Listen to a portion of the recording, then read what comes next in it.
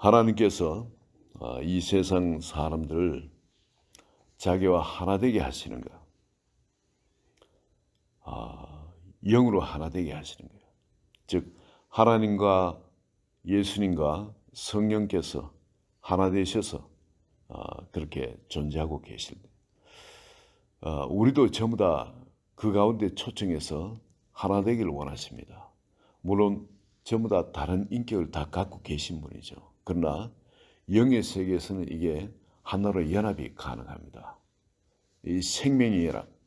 그리고 그 가운데는 생명까지도 온전히 서로를 위해서 주는 그 아가페 사랑이 있을 때 인격이 각기 다르지만 그 영의 세계에서는 하나입니다.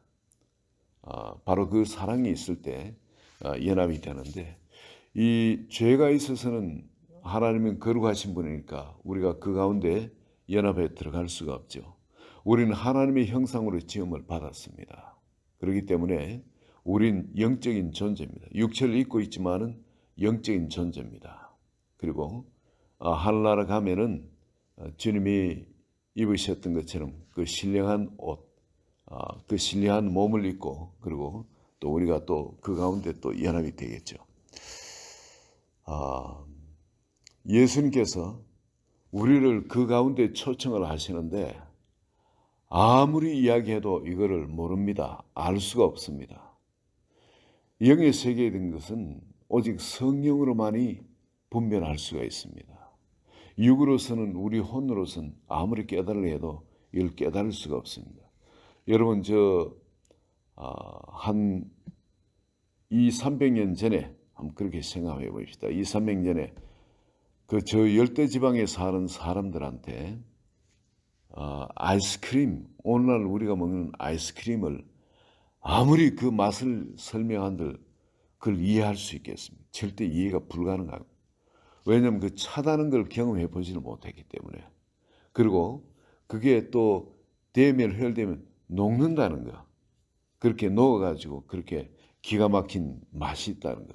이 실제 우리 오감으로도 우리가 아직 경험하지 못한, 알지 못하는 그런 것들이 너무 많습니다. 근데 영의 세계, 이건 절대 우리가 분별할 수 있습니다. 오직 성령으로만이 이걸 우리가 분별할 수 있습니다.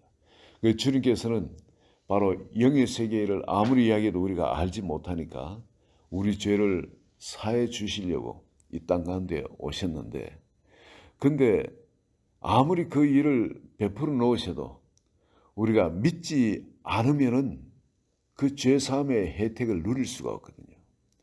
그러니 주님은 이 세상에 오실 때 뭘 하셔야 되냐면은 우리를 죄 사해 주는 그 일을 하셔야 됩니다.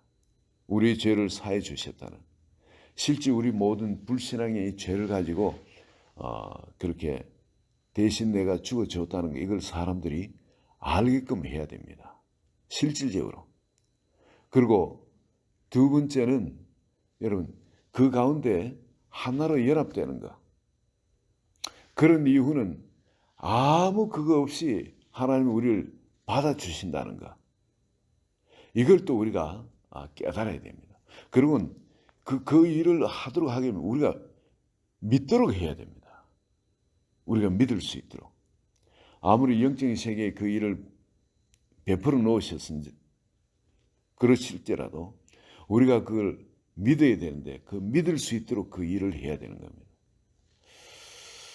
이것을 같이 연합한 것이 뭐겠습니까? 십자가입니다.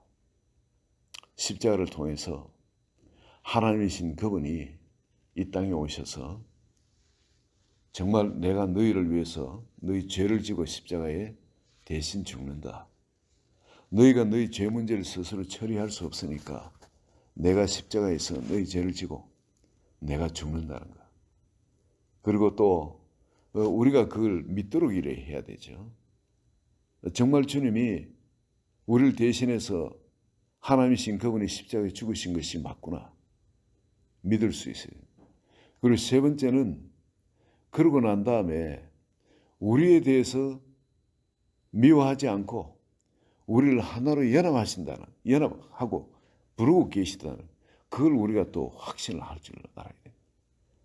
그 일을 만드신 것이 십자가인데 하나님 먼저 이 땅에 오셔서 아무 그 연고도 없고 즉 나라의 뛰어난 리더가 될 수 있는 아무 교육을 받은 적 없습니다. 그런 제사장 가문에 태어난다든지 어떤 그런 것도 없습니다. 그저 시골에서 정말 나사렛에서 무슨 선한 것이 날 수 있냐 이제 그런 데서 교육도 받지 못하시고 남들처럼 그런 좋은 교육을 받질 전혀 못하신 거죠. 그리고 시골에 좀 무식한 사람들 사는 그대로 어려서부터 그렇게 자랐던 겁니다. 그리고 불과 3년 반 만에 공생의 사역을 시작하시고 딱 3년 반 만에 주님은 하나님이라는 걸 온 세상 사람들한테 메시아라는 걸 이 땅에 오시는 메시아라는 걸 이 땅에 오시는 하나님이라는 그걸 사람들한테 알리셔야 합니다. 그리고 공생의 사역 딱 시작하고 3년 만에 예루살렘에 입성할 때는 온 세상 사람들이 호산나 주의 이름으로 오시니요. 호산나. 바로 이 세상에 오시는 메시아라는 거죠. 바로 그 왕을 전부 대접한다고 사람들이 그 종려나무 가지를 길에다 펴고 그리고 그 위에 자기 겉옷을 펴가지고 밟고 지나가도록 그렇게 했습니다. 실제 그 짧은 시간에 그 일이 일어난 겁니다. 그리고 그분은 이 세상에 오셔서 하나님만이 하실 수 있는 말씀을 하셨습니다. 그 말은 뭐냐면 중풍병자한테 네 죄사함을 받았느니라. 그리고 그 증거로 일어나 걸어가라. 이게 바로 하나님이죠. 하나님만이 죄를 사할 수 있지 않습니까? 그런데 그것을 중풍병자를 그 자리에서 일어나서 그 자기의 침대를 들고 걸어가도록 함으로 해서 하나님 그 증명해 주신 겁니다. 그리고 그분은 이 세상에 오셔서 모든 질병, 우리가 질병을 두려워하죠.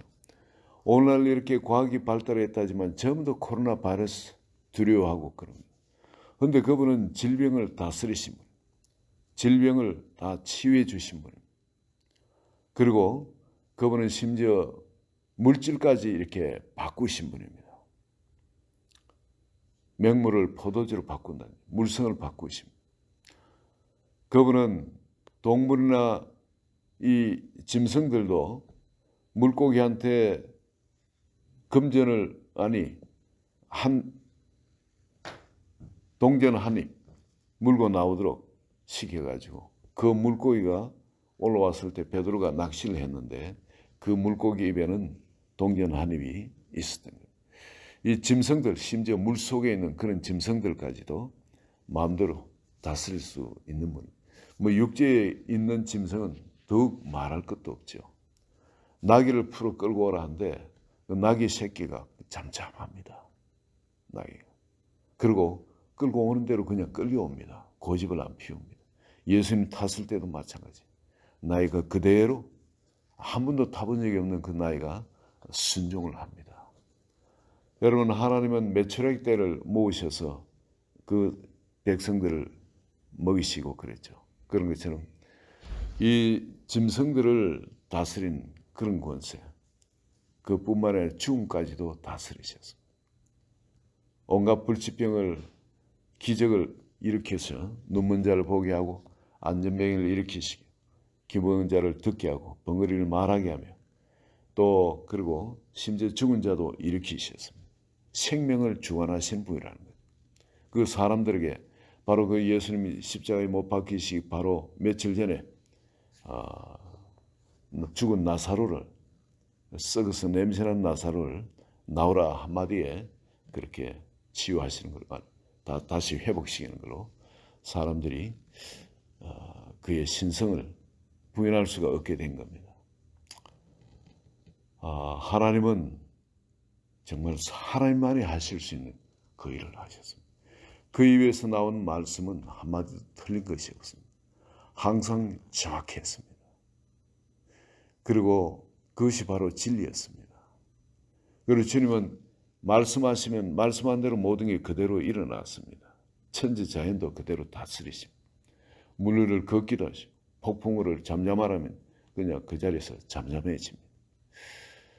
여러분, 이 예수님께서 바로 자기가 하나님인 것을 모든 사람한테 증명해 주셨어요. 그리고는 여러분, 여기 제사장과 이 율법사나 서기관들이 뭐라 그랬습니까? 이 명절 기간엔 예수님을 죽이지 말자 그랬습니다. 밀란이 날까 봐 두려워가. 거꾸로 자기들이 역풍을 맞아가지고 자기들이 백성들은 돌 맞아 죽을까 봐 명절은 안 하려고 그랬습니다. 근데 이 보면 예수님께서 그 일을 스스로 제자들도 다 말렸어요. 그런데 예수님께서 가룟 유다한테 네가 할 일을 속히 하라. 가룟 유다한테 그렇게 시키고, 그리고 대제사장하고 이 사람들도 뭐 그렇지만은 자기들은 그렇게 생각 안 하고 있었는데 이 제자가 와서 배신을 하니까, 그러면은 그 자기들 한 사람하고 예수님의 제자가 그 말을 맞추면은 그 예수님 없는 죄도 덮어 씌워가지고 죽일 수가 있거든요. 여러분, 이 아합 세계에 그 나봇의 포도원을 뺏으려고 비류 두 사람을 세워가 거짓 증언을 하게 하지 않습니까? 그 두 사람의 거짓 증언에 있어서 참남죄가 같이 했다든지 뭔가 있으면은 돌로 쳐 죽일 수가 있는 겁니다. 그 유대인 율법입니다. 그래서 이 예수님의 제자 한 사람이 배신을 했고 가룟 유다가, 그럼 자기 한 사람 일을 하면은 완벽하게 이게 맞는 겁니다. 어느 누구도 부인할 수가 없게 되어지는 거죠. 이 거짓이 하는 거 백성도 알게 되어지는 겁니다. 그래서 계획에 없던 예수님을 처형하는 그 일이 속히 일어납니다. 그리고 가야바 관정에 빌라도 관정에 가가지고 예수님을 고발하고 할 때 이 빌라도는 예수님을 놓아주려고 얼마나 애를 썼습니까? 빌라도가 네가 유대인의 왕이냐? 저들이 고발하는 그걸 네가 알지 않느냐? 변명할 말이 없냐? 변명을 하지 않습니다.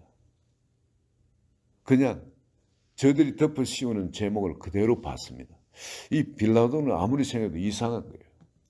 자기가 스스로 정말 이런 기회를 주면은 마음껏 변명을 할 건데 변명을 안 하고 죽으려니까 세상에 이런 사람 본 적이 없거든요. 너무 이상한 거죠. 그럼에도 저들이 시기로 예수님을 그런 줄 알고 놓아주려고 백방으로 노력을 합니다. 심지어 명절에 한 사람 놓아주는 전례가 있는데 그게 참 예수님을 먼저 백성들의 마음을 좀 시원케 한다고 막 매질을 해가지고 피투성이 되도록 해서 홍포를 입히고 그렇게 해서 이 백성들한테 보입니다. 완전히 이게 뭐 모킹한 거죠. 이 모욕을 막 시켜가지고 백성들 마음을 시원케 해가지고 그러니까 실컷 치고 모욕해서 이건 이 가짜인 것을 만인 앞에 드러내줘가지고 실컷 이제 했다, 분이 풀렸다 싶을 정도로 그렇게 해서 백성들한테 내줬는데, 그리고 누가 낳아줄까? 그리고 한 사람 낳아준 전례대로 해서 그렇게 했는데 누굽니까? 이 강도 바라바는 이 빌라도에게는 계산이 있었던 거죠. 이 사람하고 예수 두 사람을 낳았던 이 바라바는 사람들 그 사두개인이고 뭐 이런 집을 약탈하고 사람을 죽이는 사람입니다. 그런데 예수를 낳아주지 바라바를 낳아줄 일은 절대 만무하다. 그게 빌라도의 계산이었던 겁니다. 그런데 사람들이 대제사장하고 이 사람들이 어떤 이야기를 하냐면 바라바를 낳아달라는 겁니다. 예수는 실컷 그냥 매질하고 몸은 찢어지듯 두드려 패놓은데 거기다가 이제 온 백성들이 가짜라는 것을 다 증명한 거 아니겠어요?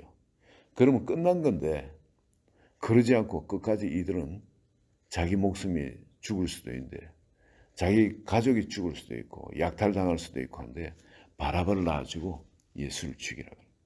빌라도의 계산이 여기서 또 어긋난 겁니다. 그리고 마지막으로 그걸 해도 안 되니까 빌라도 손을 씻고 예수를 그들에게 넘겨줍니다. 그 예수님께서 여들이 신성이 있는가 아니겠어요? 말 한마디면 하늘에 12영도 더 되는 10만 명도 더 되는 1000만 명도 더 되는 천사를 부릴 수가 있는 분입니다. 그러나 그냥 십자가에 그 모진 고통을 당하시고 죽어주십니다.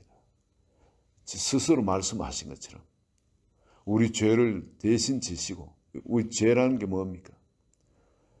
이 온갖 하나님을 모르기 때문에 그 불신앙 가운데 살아가는 그 모든 것이 죄인 거죠.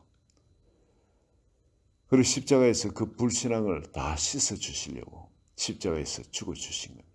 하나님이신 그분이 성경에 그분에 대해 예언되어 있는 수백 가지 그 예언들을 완전히 하나도 빠짐없이 다 이루시고 십자가에서 그렇게 죽어주신 겁니다.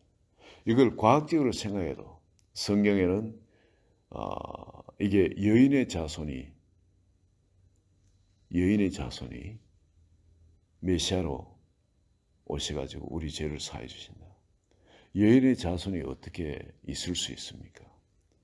인류에 다 남자의 자손이지 여인의 자손이 어디 있어요?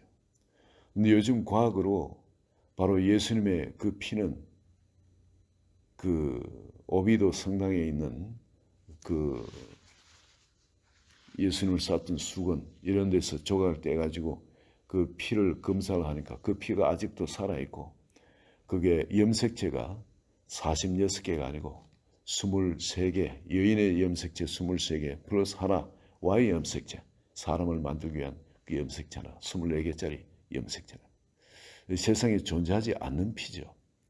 예수님 바로 그분입니다.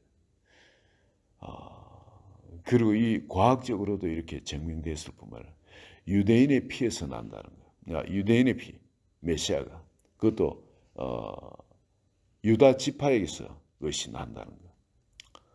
이 어디서 나는 베들레헴에서 태어난다는 거 등등 이 하나하나 이게 과학적으로 이게 맞을 확률이 있냐면 확률 조사입니다. 확률은 꽝입니다. 절대 이게 있을 수 없는 확률이에요. 그는 십자가에서 죽는다는 거. 이것도 십자가에서 옷을 빨가벗기고 죽는다는 거. 수족이 못에 박혀서 죽는다는 거. 이 말이 나온 다윗의 시대는 예수님의 시대하고 한 1000년 가까이 차이가 납니다. 그때는 십자가의 사형형 이런 것도 없었던 때입니다. 그런데 이렇게 해서 죽는다는 거. 그리고 예수님의 옷을 나눈다는 거. 병사들이. 등등 또 이방인의 손에 의해서 죽게 된다는 거. 등등 이런 거 하나하나 이건 뭐 아무리 확률 뭐 어떻게 해도 이건 있을 수 없는 확률. 그걸 성경의 예언을 다 이루고 십자가에서 돌아가신 겁니다. 그리고 스스로 내가 죽었다가 부활할게. 그래 이야기하는데 인류 지금까지 내가 죽었다 부활할게 하고 부활한 사람 아무도 없습니다. 근데 예수님은 죽었다가 말씀하신 그대로 3일 만에 부활을 하셨습니다. 제자들 다 죽었을 다 도망쳤는데 살아났다 해도 아무도 믿는 사람이 없었어요. 아무도 믿는 사람이 없었어요. 유일하게 십자가에 같이 못 박힌 강도한 사람만 그걸 믿었습니다. 그리고 예수님이 살아나시고 난 다음에 부활하시고 난 다음에 그 제자들 미워했습니까? 배신한 사람들 안 해요. 다시 완벽한 그 앞의 사랑으로 그들을 품으신 겁니다. 주님이 우리를 그렇게 기다리고 계신 거예요. 우리가 아직 몰라서 그랬거든요. 깨닫지 못해서 그랬던 겁니다. 그러나 주님은 지금 우리를 기다리고 계십니다. 내 어떤 죄가 있든 간에 내 과거가 어떠하든 간에 상관없이 오늘 또 내가 지을 죄가 어떤 것이든 상관없이 주님은 지금 우리를 기다리고 계십니다. 하나된 연합 가운데 그 아가페 사랑 가운데 네가 얼마나 그 사랑 밖에서 수고하고 애쓰고 무거운 짐지고 고통 가운데 사느냐. 이 사랑 가운데 들어오라는 주님이 오늘 그 못 박힌 손을 우리에게 내밀고 계십니다. 그 손을 붙들고 이 말씀 안으로 들어가는 자 바로 주님 안으로 들어가는 겁니다. 그 안에 우리의 그 마치 배에 닷을 놓듯이 우리의 닷을 그 안에 던져넣고 그 안에 안식하는 그리고 주님을 그 가운데 더 알아가는 복된 삶이 되시기를 예수 그리스도 이름으로 축원드립니다. 같이 기도합니다. 좋으신 아버지, 도무지 우리가 알지 못하는 세계, 그 영의 세계, 그러나 실제 존재하는 그 하나님 나라를 우리에게 주시기를 그렇게 소원하고 계신 주님. 그 모진 고통과 또 배신과 또 외로움과 그 아픔을 대신 지시면까지 우리를 그걸로 초청해 주신 것을 감사합니다. 이 시간 우리의 옛 생각, 그 생각으로 나를 만드는 이 모든 것 주님 앞에 허물어뜨리기를 원합니다. 오직 말씀 안에서 어린아이 같은 자가, 그런 자가 하나님 나라에 저희들의 것이라고 하셔서 어린아이처럼 이제 주님 앞에 또 세상 앞에 진실하고 또 순수하고 또 겸손하고 또 작은 자로서 주님 앞에 서고 세상에 서기를 원합니다. 오직 주님께서 저희를 온전히 주장하셔서 그 가운데 살게 하소서. 예수 그리스도 이름으로 기도합니다. 아멘.